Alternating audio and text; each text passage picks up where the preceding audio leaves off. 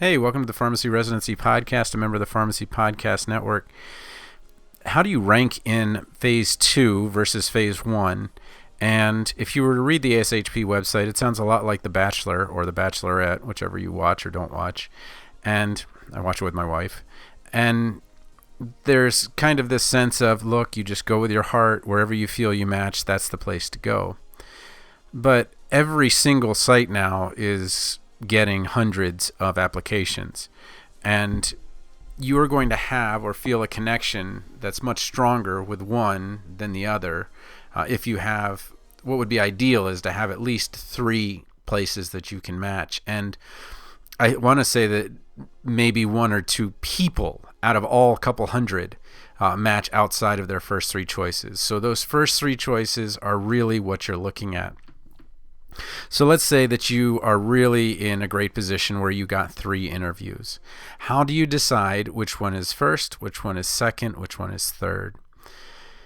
I really think in this case, when we're talking about Phase 2, if you can, and it's really hard to do, but if you can and you look at them and say, this one I think is going to be the least desirable for other people, but it could be the most desirable for me, that would be the place that I would probably rank. And there's all of this talk about, no, you only want to rank someplace that you would love to go for a year and things like that. But right now, if you've outdone, the hundreds of people that applied, you're a baller, good for you. And I'm really thinking that, even under the best of circumstances, it is near impossible to get in those very, very top residency sites. I've heard that even one site had 50 applicants that they interviewed for 2 spots.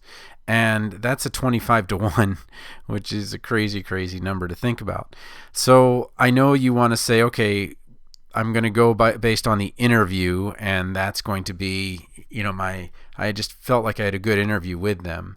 But they're still using a rubric. They're still using your grades and your leadership and all of those things. So my concern is that you're going to use just the interview as the rationale for picking them. And I guess I would personally choose that site that is the kind of surprise, the one that I think I could have a great experience at, but maybe other people don't value it the way that I do. And for example, I saw that there was one site that looked like it was, in a place that I don't think anybody would readily recognize in terms of a large city, but it was 20 minutes from a large city. And I think that most people are going to go big or go home and try for the very most well-known sites rather than going for the site that is most likely to match with them. And if you think about it, that whole prestige thing that comes along with it, it really doesn't matter when you're in Phase 2.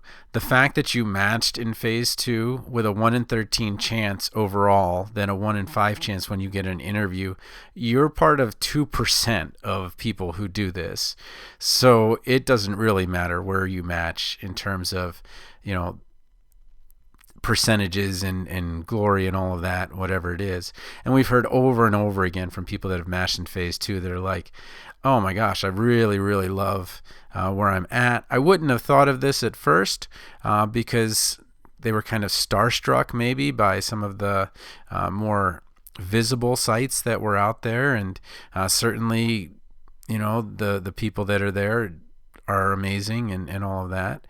But really, this is kind of that thing where it's a one-person thing. Where do you really want to go?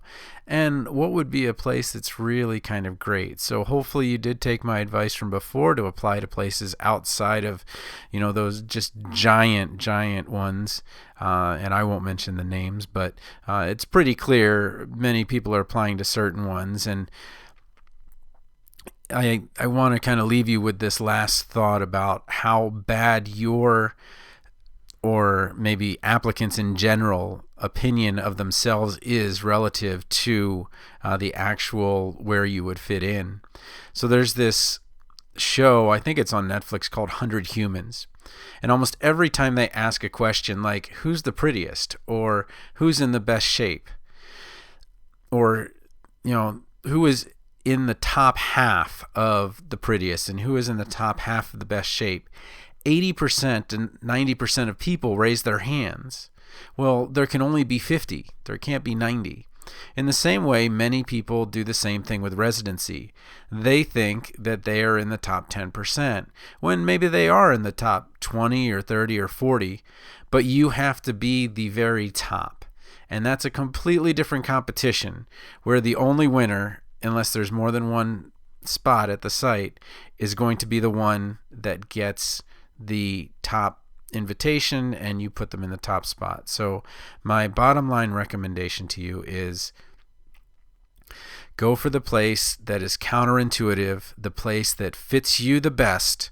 If you're not thinking about the judgment of other people, just that you would fit great there and you think they fit well with you, but that has nothing to do with the whole I matched at this prestigious site, and that's a myth. There's no ranking of the sites anywhere. So anyway, best of luck. I know that the match decisions are due on April 1st, so make sure you get those in, and good luck to you, and I hope to hear from you on April 8th to hear that you were successful. Otherwise, we'll keep kind of going with some other options for people that maybe didn't match this year, and we'll talk more about that later. Hey, thanks again for listening to the Pharmacy Residency Podcast. I do encourage you to go to residencyhelp.com, get on the mailing list. I'll send you out an email every Friday during residency season, but then afterwards, I'll still have a number of episodes on helping you get through residency itself. And then if you're somebody that's looking at residency in the future, I'll also have content for that as well. If you have a question, I'm pretty good about getting back to you. And if I don't have an answer, I will know someone that does. So thanks again for listening to the Pharmacy Residency Podcast. And if you're on Apple Podcasts, please do rate and review. It really matters in terms of our ability to reach more people. Thanks again.